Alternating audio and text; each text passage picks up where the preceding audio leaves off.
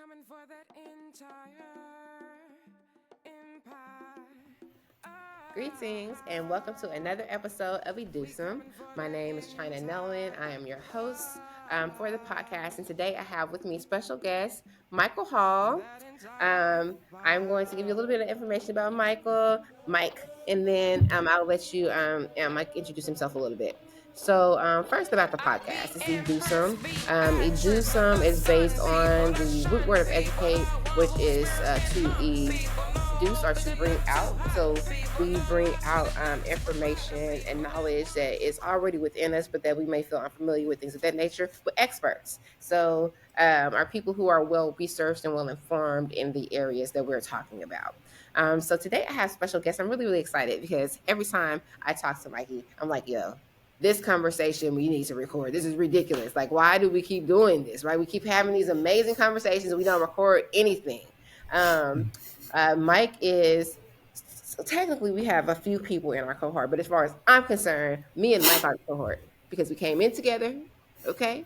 We started together and we're going to end together, right? If other people can come with us, but me and Mike, we the team, right? So me and Mike are both in the same program here at the University of Arkansas. And compared to literature cultural studies, we're both cultural studies track, but cultural studies is such a broad area that our research is very different. What's also interesting, not only are we both cultural studies track, we're both digital humanities, DH, right? Which we can talk a little bit about that, telling people what that is. We're both game studies, right? We're both interactive design, right? But our research is still like quite different, even though a lot of it overlaps. So we work a lot together on our research and projects, and we talk a lot and brainstorm and think about new concepts and theories and ideas and strategies. So I was like, Mike, we gotta have a session. So now that I've just told them everything about you, I don't know if there's anything else you want to say, but the floor is yours.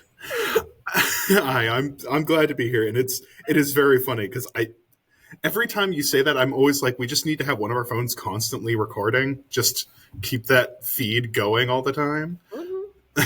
But like, as much as our work is different, it also, like you were saying, it kind of intersects regardless. Like, Yes. it can be wildly different, but we're also kind of doing the same thing just for different reasons. It's For sure. I guess that's kind of the love of cultural studies, even though I'm using it as just a way to jam together games and archaeology, since Mm-hmm. no university really does that. Yeah, but that's the cool thing about cultural studies is that it's an interdisciplinary field, right? And it Hmm. allows you to merge, different fields. So go ahead, tell us a little bit about your research. Tell us tell us what first tell us what game studies is, like according to you, what Hmm. archaeology is, right, and the way that you do it, and then kind of how you're merging the two. And then I guess together after that, we can talk a little bit about DH, like as an overarching thing and how the research and network fits into there. Yeah. So game studies for me kind of boils down to how can we critically look at how we play certain things. Like if you want to take Jesse Shell's idea of what play is, it is like spontaneous it's problem solving with a fun attitude, which is really vague and doesn't mean a bunch of anything, but it's because all games, whether it's tic-tac-toe all the way up to something super complex like a 4x space civilization manager, where you've got 30,000 different UI elements and the text, even at 280p, is still microscopic. You can't read anything, but somehow Mhm. you know everything that's going on. You're having to follow these. You're having to look at the problems that are being given to you, and how do you get through them while still keeping this sort of like fun attitude about yourself. It's not Right. about like destroying yourself or Right. getting frustrated, though frustration can be fun depending on who you Right. ask, like whatever else. But it's about writing that fine line of Yes. making it easy enough that people can overcome it, but not so easy that it's just there's no problem there.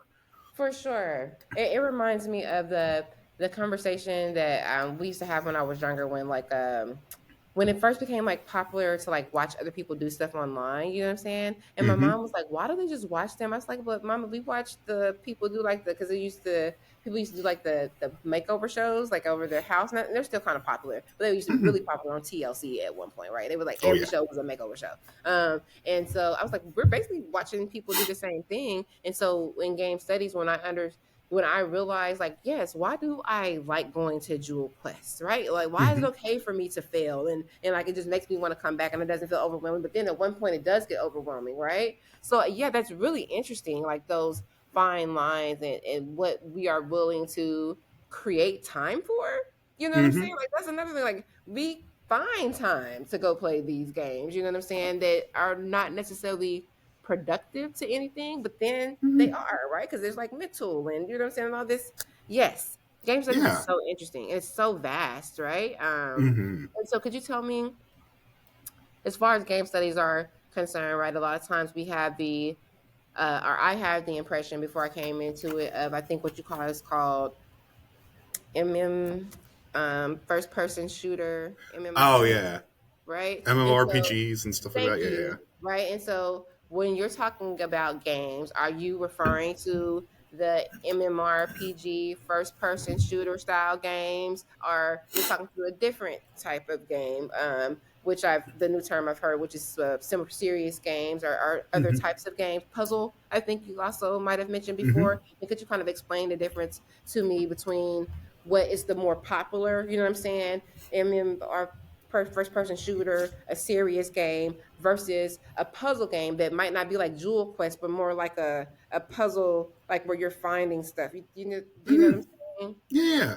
Mm-hmm. Like, so when it comes to popularity within like the broader sphere, it seems to be that some level of massively multiplayer online is the go-to, because you get like Fortnite, Roblox, League of Legends, which is a MOBA, multiplayer online battle arena, I think that's what it is. Or you get something like Valorant and Overwatch 2 and now Marvel Rivals, which are 5v5. You're just trying to control a point. What they may not be, they may be first person, they may be third person. So you're either seeing through the eyes or you're seeing from the back a little bit. So you get a little bit Mm-hmm. more of a field of view. Mm-hmm. And so, like, games for me are the whole gambit. Like, Okay. I'm willing to just have like Thumb War be a game, like, because it is. Okay. There are Yes. there are there's structured rules. You're trying to solve a problem, beating your friend, and you have to do it in a way that sticks within that magic circle that the rules of the game ask you to be in.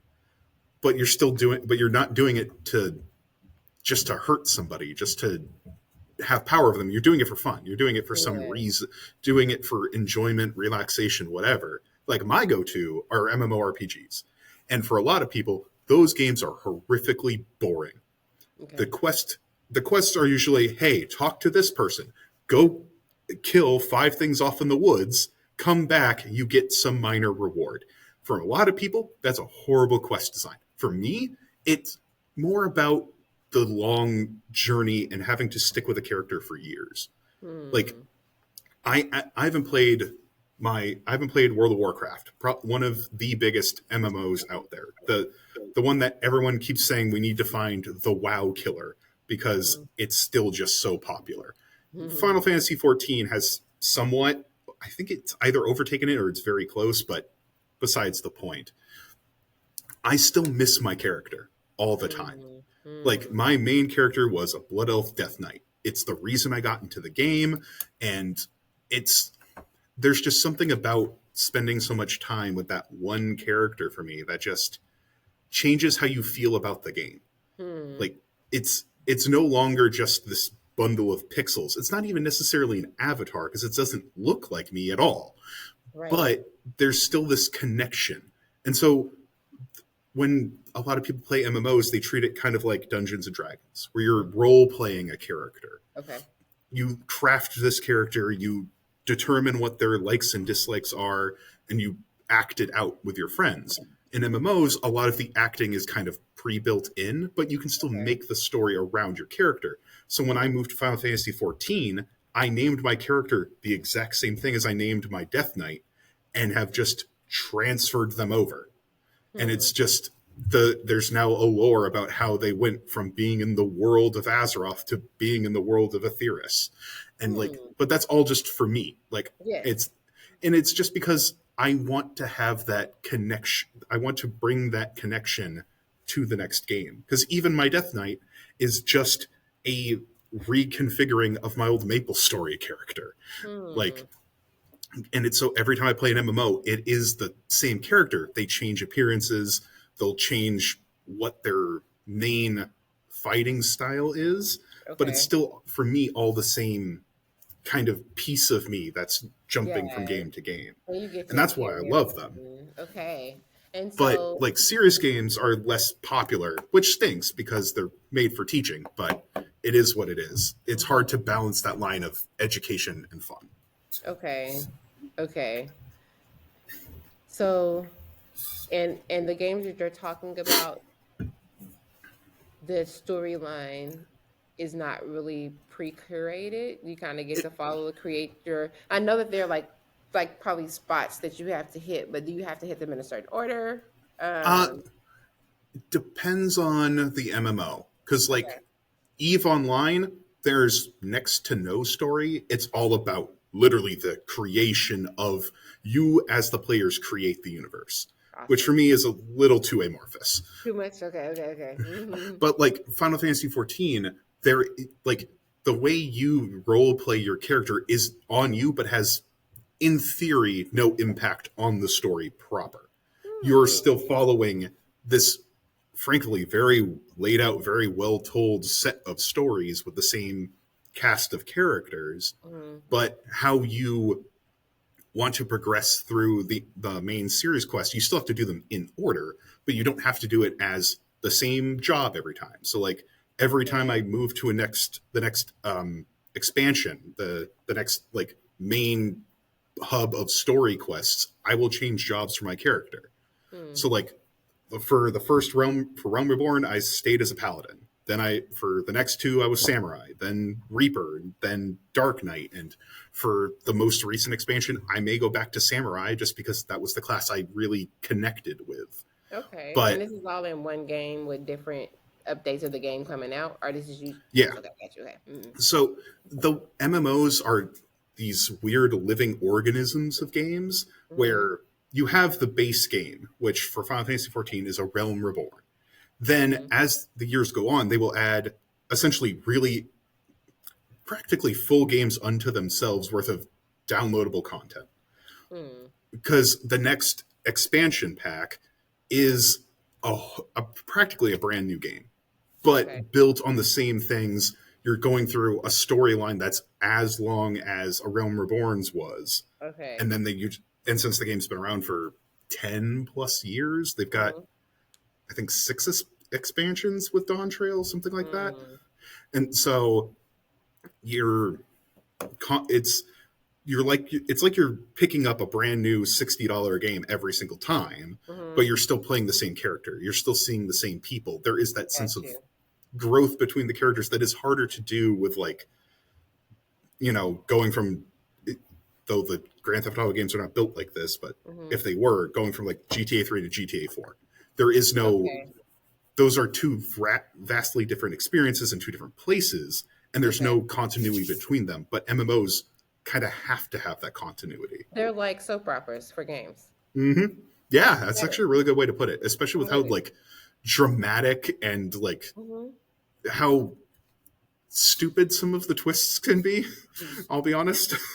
Yeah, no, like the way you said it, because like General Hospital, Young and the Restless, all that stuff. Like they've Hmm. been watching that since before I was born. You know what I'm saying? Yeah. I jump in and out, and I'm like, Mm. okay, what is Nick doing? No, Nick, Yeah. what? You know what I'm saying? It's like, so yeah, and so I can Hmm. imagine, you know what I'm saying, that with the various stories, that like you can kind of jump in and see where the character is now. Like, whoa, what happened? Hmm. I got to go back to game 3 to see what was going on in that arc. Hmm. So that's cool. Okay, so now that you've given us kind of like the difference between the three, where would you say your research falls in these three different types of games? And then could you tell us a little bit about your research? So my research, the game I am looking to make falls way into the line of serious games. Mhm. I would love to make an MMO that has to do with archaeological content.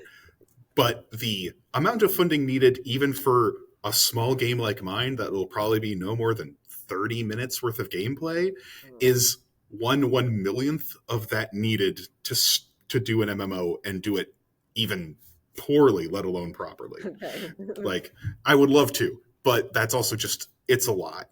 And so my research focuses so much more on how can we get people to connect with the past in a way that treats the objects that we see in museums as actual lived objects again. Mm. So, like when I made that Cycladic figurine game for VR, those Could you figures explain to are us what a Cycladic figurine is? yes, First? Thank you. Mhm. yeah. So a Cycladic figurine is this tiny little. They're about this big, give or take, and they are these when they're pieces of marble. So the Cyclades are islands around Greece. Mhm.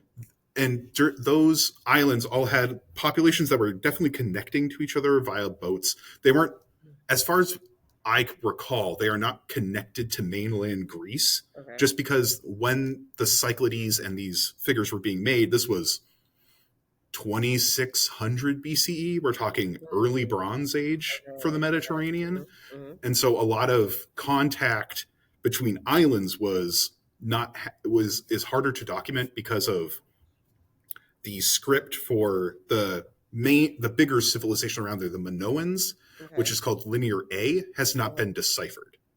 Okay. That Okay. Linear B, so the Minoans are on Crete. Then there's the Mycenaeans in mainland Greece, and in between them are the Cyclades Islands. Okay. Okay. So the Mycenaeans had Linear B. That has been deciphered because of how close it is to Proto-Greek. Okay. And so we've been able to figure that out. And a lot of ancient documents for the Greeks are just like, here's how many cows were sent to this particular person. It's a lot of just accounting. Okay.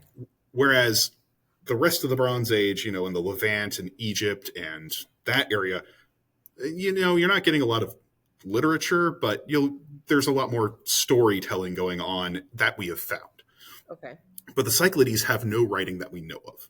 And so these little figures, when they're found in the ground, they are sometimes covered. You can still see the remnants of paint on there, but for the most part, just because of how old they are, and a fun story about like the terracotta figurines, the terracotta soldiers in China, when they broke that open and looked in, they literally watched the paint evaporate off the soldiers. Because as soon as oxygen hit it, it had not been, it had been so desiccated and, held off from oxygen for so long that it just immediately oxidized. And so that is likely what happened to a lot of these figurines. Okay. But also, when they were first being found in the late 1800s, they were considered archaeological debris. They were not considered as something really worthy of study. And so a lot of them, their provenance, and ignoring archaeology's history of how bad it was in the 1800s aside, if we have any from that time, we don't know really where they were from, what the context within the ground is, like how far down, which will tell us a relative age marker, what it's in context with. But as we move into the early 1900s and the modern art movement, these figurines, when they don't have their paint on them, look like modern art sculptures. Those like kind of formless, faceless, like thin body things. They're very similar. And so there became a huge market for tomb robbing these figures. Just to sell them on the black market because people want them because it's like, oh, it's this vestige of modern art from the antiquity. And so I think the number that I believe was in Haji 2016 is that 10% of all Cycladic figures in museums, we can trace them from where they were found in the ground to the museum. The other 90%, Excuse me. No idea. Gesundheit. Thank you. And so, and even then on top of that, there's forgeries. And because of how few have provenance, the forgeries are hard to tell. Mm. Oh Especially, wow. yeah. And so and so every time you see them, they don't have a history behind them. There's very little known.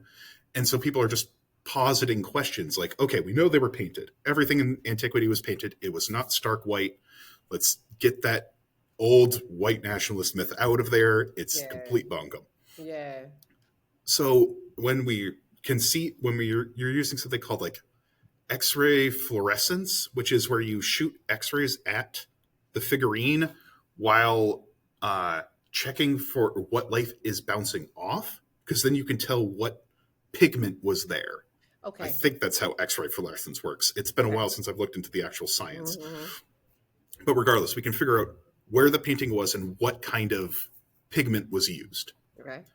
And so some of those, and they're very beautifully painted, and they all have different kind of motifs that you can see between figurine and figurine. Mm-hmm. And it seems like not only was paint put on, but taken off.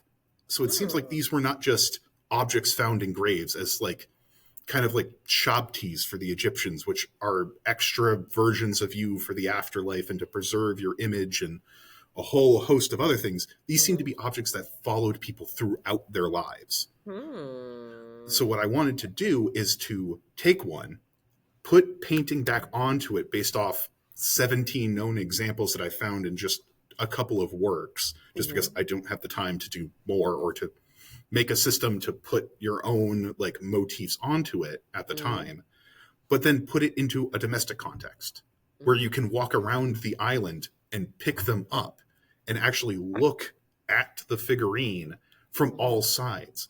Because you can't, even if you have a painted model inside of a museum, you're not going to be able to necessarily see all of the sides of it, depending on where the plinth is that it's on. And so it's Mm-hmm. like we can now look at these objects as something that was part of a daily domestic context without just seeing it behind museum glass. And you can touch it. Yes. I mean, it's VR. Right. Touch is, we can Right. get into the thousands of For sure. theories behind For that, but sure. For sure. But it feels like Mhm. you can touch it. It feels like you can access it. Whereas we know with the museum, not only is it behind a glass, but there's usually a distance between Mhm. you and whatever object it is that you're trying to look at, right? Mhm. So one of the things that I like to address on the platform is often there are conversations about whether advanced educations are necessary, you know what I'm saying, advanced degrees, things of that nature, the types of research we do, peer review, the process, you know what I'm saying? So could you tell me, in your own words, in your opinion, the research that you're doing, like how is it beneficial, right? Mhm. Of course, for your field, because that's one thing. Sometimes I don't think people understand like the different ways that things are beneficial, and that Mhm. baby steps are important. Every step is not like you know what I'm saying. We Mhm. need, you know what I'm saying. We need steps and process and so could you talk to some of the different ways that your research will add to the field and how you see your research being maybe a stepping stone for that cool archaeology you know what I'm saying, you know what I'm saying, if somebody had the time and money to invest. So how does your research kind of pre or you know what I'm saying, how does it do that? Yeah. So, given that, like, while the Cycladic figurines was a kind of proto project for what I want to do, Mm-hmm. and a focus on Roman mosaics and how we can understand them as a phenomenological experience is a more where my dissertation project is going. They Okay. both fit over the same thing of there is this unknowable way that material culture, whether it's art on the floor or on the wall or art that you can hold or even pots and pans in a kitchen, there is this essence and emotion and these sort of ephemeral feelings that can't be quantified. Hmm. You can't say exactly like because of this, how this is molded and da da da da da, they felt only this way about this thing. Mm-hmm.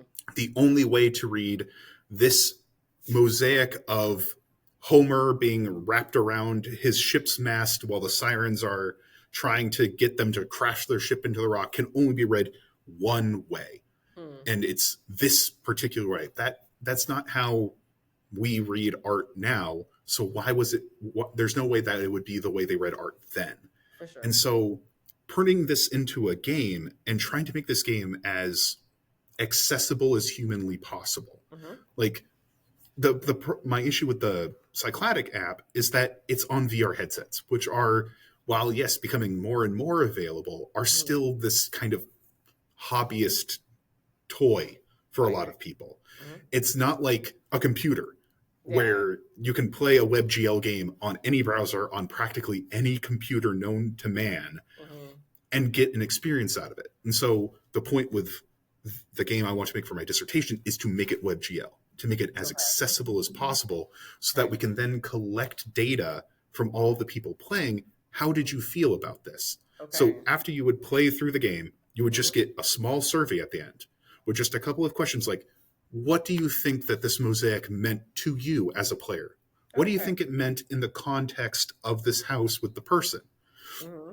Because the game would be, you would go to a house, you're going for a dinner party or something else. You talk with the owner. He would then take you to the triclinium, the dinner area. Mm-hmm. But while you're going there, he would stop at this new mosaic that he just got installed, and you would take a look at it, and then you would jump into it, play the scene, Mm. jump out, and then you would go to the dinner conversation. You'd get asked a couple of questions based off the mosaic. So like you're trying to talk with him to figure out like what his job is, because you know that he's a bigwig for whatever thing he's doing, but you're not sure exactly what he does. But if you play the mosaic, you understand that information. Okay. Okay. And so all of that, and then you, with that end survey, it would give us more information about, okay, so this is how I was thinking about it. Playing through the game, I don't think it hit this particular thing that I noticed when I was just looking at the mosaic itself. And with all of this, you're gathering this critical mass of people who are not just college students, hopefully, playing this game. So you can get a wider breadth of understanding, which helps us better understand the past. Because while, yes, we will never know exactly what the Romans thought about X, Y, or Z thing. We just can't. We can't recreate brain chemistry as much as Maurizio Forte wants to. Mm-hmm. But if we get enough people with enough different lived experiences from class, race, ethnicity, everything, Mm-hmm. we can at least start to get a better understanding of what this art could have meant. And this is a concept that David Frederick came up with called diverse proximal phenomenology. Yes. The idea of trying to get people, especially trying to not get only people in Western countries to interact with this stuff, to understand how they're experiencing it and how that counters what we as the enlightened intellectual is experiencing. And where can we combine this? What is this telling us when these two ideas are not fully in sync? It gives us a better idea of what other people may have think, because we're not just focusing on what we've been taught to think. Right. If that makes sense. No, it makes so much sense, right? Because a lot of times when you're thinking about, or when I'm thinking about differentiated or varied perspectives, right? I'm still limiting myself to the U.S. because the U.S. is super diverse. We have a lot of different, not only cultures that are, you know, that were born here, but also like immigrants, you know what I'm saying, and tourists and visitors. So you really can like get a gambit, right? But that's still within a certain cultural parameter and framework and context, you know what I'm saying? Which is definitely shaping the way that people respond and experience, you know what I'm saying? Whether it's in VR or on the computer, right? The way I experience your game here in the studio as opposed to the way I might experience it on the beach in Sicily. You know what I'm saying? Right. And so let alone being from that environment and of that culture. Yeah, I didn't even think of it. That's wild. And I can see how that's applicable across the board, not just to game design, right? But Oh yeah. I think it's dope that you guys are kind of setting those parameters and protocols and practices so that that idea, that tool, that approach, that theory could definitely be beneficial and used in other areas to gain a more in-depth, I think, understanding of how we understand the way a tool or a piece of art or a product might work. Hmm. Yeah, yeah, that's dope. And how it worked historically, right? Because Oh yeah. the opinions are diverse, right? And the experiences are diverse because we can't, like you said, we can't recreate, what I'm saying, 1600, 1500, right? But Hmm. right, but the way that we carry like knowledge and genes and energy, right? Maybe with the combined experience, we can have some type of idea of how it functioned during it. That's fire. I didn't even know that. This is the first time we've had this conversation. I'm excited. I'm glad we I recorded it. I know, and it's one that I hope we bring up with Dr. Frederick later today, because Yeah. I'm sure he would love to go off on a tangent about it, because Yeah. that's his kind of little baby theory that I just, as Yeah. soon as I read his paper, I think it's like what happened to Proclus, Pecinius Proclus. I'll send you the article. Yeah. Because it's the paper in and of itself is talking about how the VR app they made for Pompeian houses, where it was you would walk through yeah, a reconstruction of a Pompeii house with no art on the walls. And Hmm. so in Unity, you can set it so that you can track movement data. And so they have two different heat maps: a heat map for when there was no art, and a heat map for when there was art. And Mm. the heat map with no art, they're still kind of following the path of the house, but it's way more spread out. As Okay. soon as you turn the art on, you get almost this perfect like line map of the house. And Hmm. and how it leads you to these certain rooms. There were some rooms that people did not explore when they were in no art, The but as white. soon as they had the Okay. art, they knew where to go. Huh. Which makes sense, right? Because they have Hmm. directions now. Yeah. Yeah. And so it's just like they were trying to use that to understand like what was it like to be in a Roman house. And Hmm. so it's just like if we could get this game to more and more people, especially non-Western people whose, ideas and thoughts are not valued enough in this system that we're Hmm. in, then we can start understanding more of what it means to be human. Is a little higher level meta, but like you get what I'm trying to get at. I do. I do. We can get a more a, a rounded Mm-hmm. understanding, right? And I do like that's definitely one of the in some of the conversations we've been having, some of the things I've been coming to understand is like culture versus culture. And I know Mm-hmm. you know what I'm saying, but I want to explain it a Yeah. little bit to try to make it more clear, right? But like national culture, right? Like Mm-hmm. being an American versus being a Black woman, right? Being in a college setting, being a graduate student, that's a culture in and of Mm-hmm. itself, right? Which is not necessarily part of American culture or exclusive to being, you know what I'm saying? It's its own thing, right? And the way that those different cultures interact with each other, yeah. Wow. That's Mm-hmm. exciting. That is Mm-hmm. exciting. I did, yes. So now I'm gonna have to do a podcast with Dave. Because Dave gonna have to tell Yeah. me more about this theory because I'm very interested. I am intrigued now. I'm gonna have to apply it to my research. I honestly, it's something that when he mentioned it to me, when I first met him, he may have mentioned it to me sometime in early 23 when we started working on Hearts of Lead, the Mhm.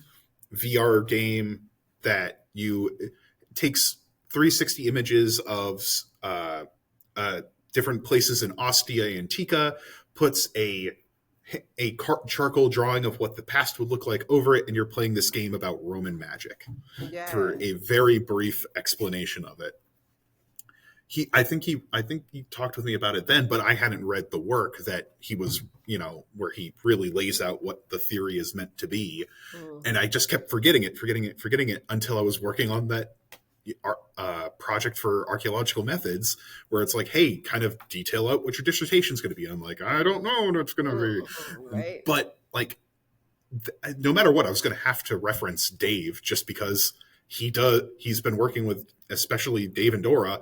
They do video games and archaeology for both teaching people through a video game setting and using Unity as a research tool, which is Mm. exactly where I'm kind of sitting in the middle. And so Mm. I was going to have to read that paper anyways. And it's like, oh crap, this is exactly what I'm looking to do with this game. Right, right, right. And it just happens to be your one of your advisors, right? So Yeah. it works out. Yes.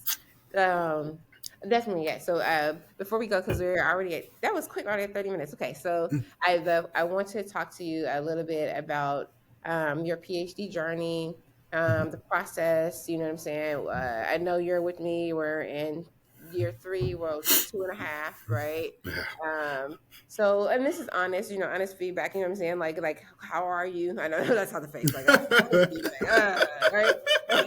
So because when people watch this, or even if they only watch this section, I want them to have like a real honest, you know what I'm saying, reflection on the PhD experience for someone who is like in the trenches, in the process, in the middle of it right now, right? Because it's Mhm. different when you're at the beginning, it's different when you're in the middle. I'm sure it'll feel different when we're at the end, you know. So just like where you are right now, do you still feel like it was a good decision? You know what I'm saying? Mhm. Because even when we're even well, and for me, even when I'm stressed out, right, and I'm like, this is ridiculous. Why did I consider doing this? I still Mhm. can be like, okay, China, if we quit today, you know what I'm saying? What? No, no, no, no. We're gonna finish. Yeah. Like, we're not quitting that. We're gonna go in and we gotta go in and knock it out, right? So if you could just Mhm. tell us a little bit about, and what I mean by your journey is like some people go straight from BA to PhD. Some people get PhD, masters. Some people do BA, wait a couple years, masters, PhD. So just tell us a little bit about your process, a little bit about your journey, and then where you are right now and how you feeling. Mm. Mhm. So I started so even going to college was something like my parents were not going to let me not. Of course, I tried to take a gap year because I was a burnt out high schooler. I was Mm-hmm. just burnt out. Like I was not for a myriad of reasons. I was just not in the greatest place. But I needed to go, and going to college was the best thing I ever did. I'm so glad I did, and I'm so glad I went out of state as much as I went to a state that I was familiar with. So I was living in Maine at the time. Both of my parents went to the University of South Florida in Tampa. My dad's sister, I think two of my dad's sisters, one of his brothers, and just my mom all went to USF. So USF. Oh, my grandfather also worked at USF for a period of time. So like they know the Hall family very well. Mm-hmm. But uh, it was good. Even though I was close to family, it was good because I was disconnected from people from my hometown because almost everybody I knew was going to Orono, Okay. which and so a lot of high school friends stayed friends through college, but it's like I needed that disconnect. I needed a new start for myself, Mm-hmm. and Mm-hmm. and so I went from being a low B, mostly C student in high school to being dang near 4.0 throughout the Wow. entirety of college. I think I Yeah. made 3 Bs and 2 A minuses in the 5 years of my undergrad. Wow. and you Okay. know, Mm-hmm. and so when I was going through all of that, I wasn't sure really what I wanted to do. I knew it just had to do with anthropology.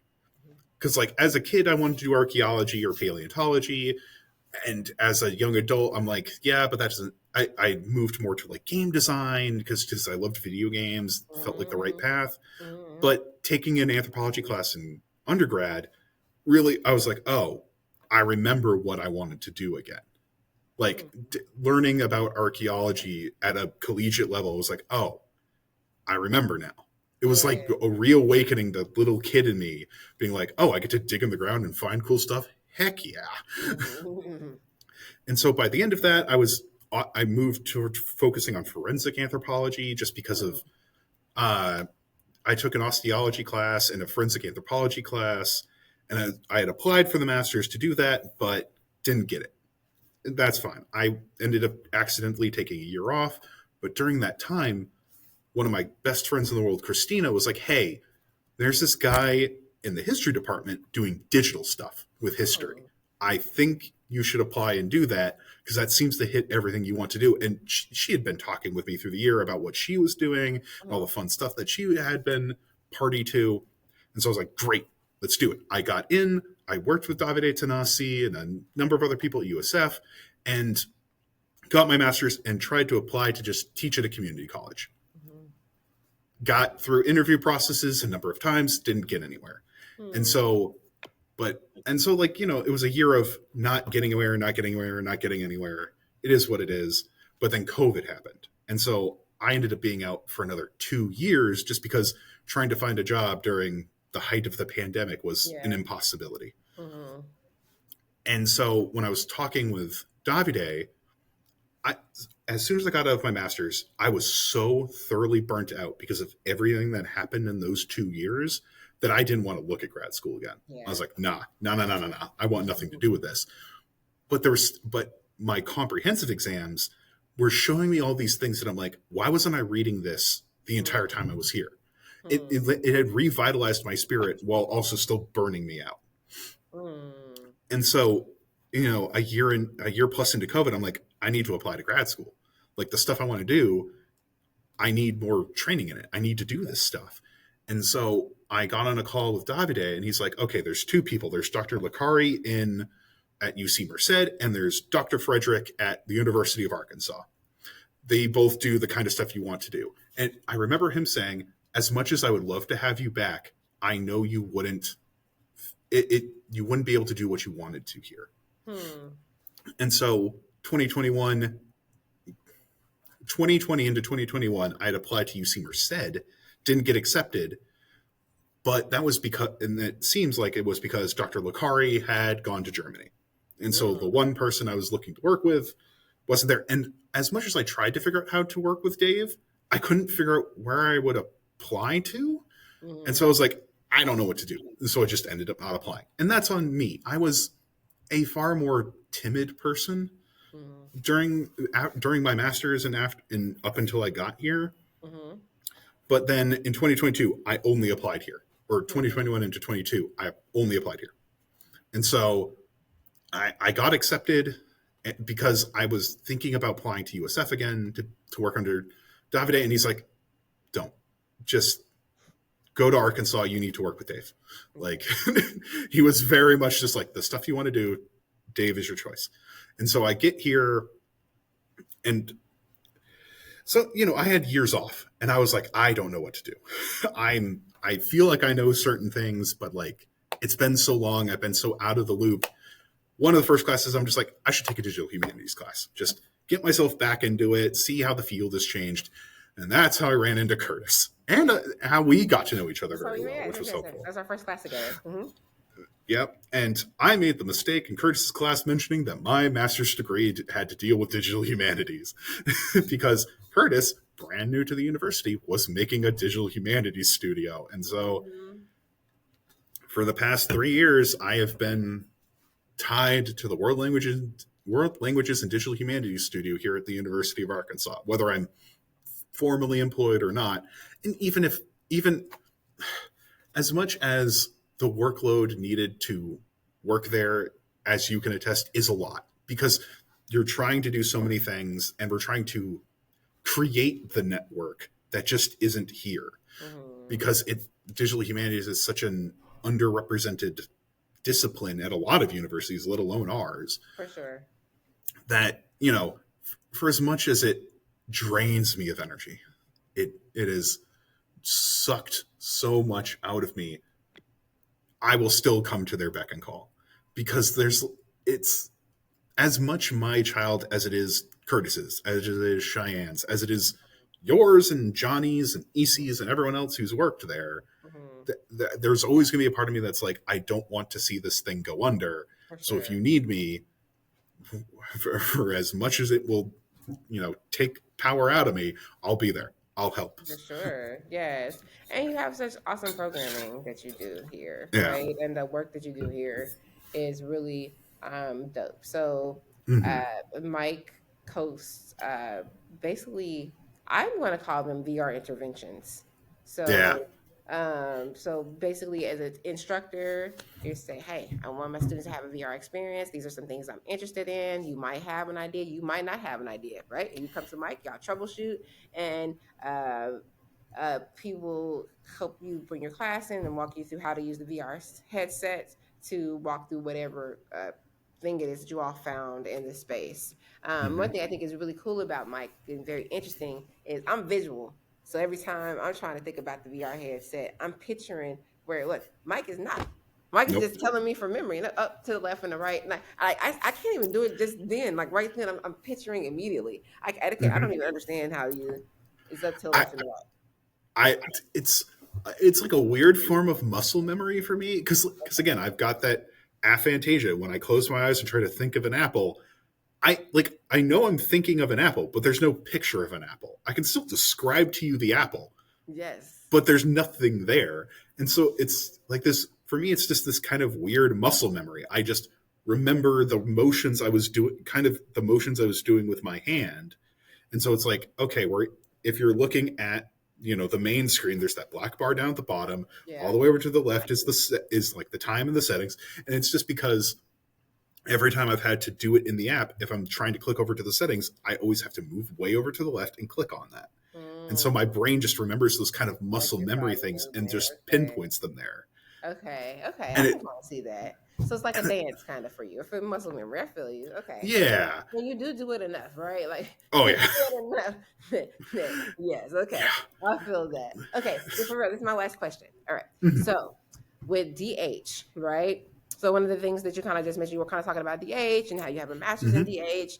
So could you, in your own words, right, because we know that it's an ever expanding term, right, Yeah. could you explain to me what DH is and like what it was kind of in the past and what it's moving into, right, and kind of the things that we see DH growing into as far as the future is concerned.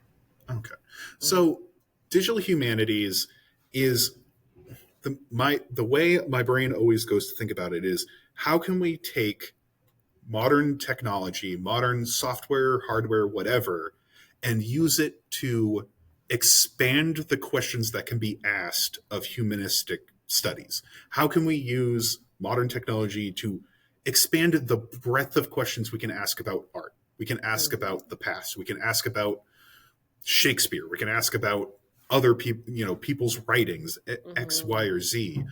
And so a lot of older digital humanists were using tools like Voyant, which is Control F on steroids, for Hmm. lack of a better term, and to quickly read hundreds of works at once, read and to look for particular verbs and see how they're being used in certain ways. Hmm. And that was kind of the that was a large portion of it. And so for like digital archaeology, which is the small subset of digital humanities that I live in a rock under, Hmm. is how can we use these scanning technologies to create 3D objects of real artifacts so that people who can't travel can still study them. Hmm. But for the longest time, like especially in 2017 through 2019 when I was doing my masters, the question of how do we disseminate this information to the public was still unanswered as far Hmm. as I could tell. Hmm. And so, like, when I was working with Davide, all of his classes, he would talk about his own work with IDEX and CVAST and like how they were scanning different things to Hmm. micron level detail and putting it up on Sketchfab. And I'm like, cool, you have this 3D model. What are you doing with it? Oh, we're Right. putting it up on Sketchfab for people to look at. Cool. No one knows what Sketchfab is. Right. Right. And like, yeah, it's the academy standard for placing 3D models of, especially in archaeology, Yeah. but it's still a private company, and we can get into the nitty gritty of whether that's good or bad. Yeah. But it's still you haven't changed anything. From my view, you haven't changed anything. You went from having it behind museum glass to having it behind computer glass. Right. It's still behind that paywall, right? I Yeah. think a lot of people don't understand. Like, so as a researcher, I'm always excited to get to school because there's this crazy paywall Mm-hmm. that you don't have access to unless you're here. You know what I'm saying? I don't Mm-hmm. have access to research. I don't have access to those, cool upcoming figures and like all of the Mm-hmm. newest information, right? I get it like 5 and 6 years later when I'm doing like my Mm-hmm. own, Google research and scholarly, and stuff but it's all behind these multi-million-dollar paywalls, all the information and all Mm-hmm. the tech, you know what I'm saying? So yeah, right. And Yeah, so you're saying that you want yourself. That's what I was going to ask you. How are you going to make it? How are you going to bring it from behind the paywall? yeah. And so, like, yes, you can access Sketchfab for free. Anybody can look at it, and depending on who is putting up the models, you can even download them for free. Okay. But the problem is there's still this distance here. You're still For just sure. looking at an object. You can turn it around, but that doesn't tell you the context that it was found in. That doesn't tell you the context it was used in. It doesn't For tell sure. you how the object was used. Like, you can look at a Kylex, a Greek drinking glass. It's very shallow. It has these two giant handles inside. Someone who doesn't know a lot about Greek history and Greek archaeology will not know how to drink from that thing. And Yeah. and even then, it's not a fairly intuitive way to drink out of it. Yeah. And without having it in your hands and picking it up and looking at it, you miss a lot of really kind of neat little details. And so that's where I think digital humanities is moving. It's like, yes, we can get the micron level details so that we can preserve things. Like, we're in a crisis where, sites cannot be preserved for any number of reasons, whether it's climate change, whether it's governments, whether it's war, what have you. Yeah, we want to preserve the real thing. We should. That is always the base thing that we need to do. But in lieu of that, we scan it so that we still have some fragment of its existence. Like, there are some things that Viking funeral coffins. There's a paper about why historical reconstruct replicas matter, and it's that we would not know what these burial tombs looked like if it wasn't for 17th or 18th century replica artists making them out of the same materials for the sake of studying them, because they were, for Viking funerals, they're usually burned. So we don't have them outside of just these replicas. But then you can understand that as its own historical object of how we thought about replicas in the 17 and 1800s. And so it's, for as much as we can have these 3D models, we need to find things to do with them. And that's where things I think, are going. I don't think people are going to be making games with them, but we're trying to find new and exciting ways to bring them into museums, to move it so that it's, instead of, a multi-million-dollar paywall to have real access to these things, you might pay a museum entrance fee if they have it. A lot of depending on where the museum is, it's probably free or has the suggested donation. Right. And so, like, that's something, but I want to bring it even further, putting it WebGL hosted through something like itch.io, where it's free to publish your games, it's free to do a lot of things, to try to cut as much payment out of the way as possible. Yeah. To just bring it to as many people on as low powered enough hardware as it is. Because this is something, when I was writing that paper for archaeological methods, I kept mentioning the digital divide. And when I was talking with Dr. Herbies about it just a week or two ago, he's like, what do you mean by the digital divide? Do you mean the divide between computers and VR headsets? Do you mean the divide between X, Y, or Z? And it's like, I forget that, like, what I think of as the digital divide, which is some people do not have access to broadband internet. Some people do not have easy access to a computer. It is not what everyone thinks about when they think about the digital You always divide. have to give them context. Yeah. Yeah. And so that's the divide that I'm trying to cut as much down as possible. Like, there is a level of just outside of activism that I will not be able to cross. Like, without radically changing how internet is provided to people and how technology is provided to people. But to cut down as much as possible so that even you could play it as a WebGL on your phone if possible. That's what I want to do, because it's about making it as easily accessible to as many people as possible, because people deserve the knowledge. For sure. Exactly. No, I feel you. I get 100% what you're saying, right? And I'm glad you said that, because when I think digital divide, that's the first thing that comes to my mind, right? I Hmm. immediately think, right, but it's always important for us to provide context, because in these settings, jargon can mean so many different things Hmm. depending on the context, depending on the conversation, depending on what you're researching, right? But yes, knowing that in our research, right, what we're trying to create, we want it to be accessible. We don't want it to be this thing behind a paywall, right? It's only Hmm. accessible to certain groups of people, or people in certain spaces. So, you know what I'm saying?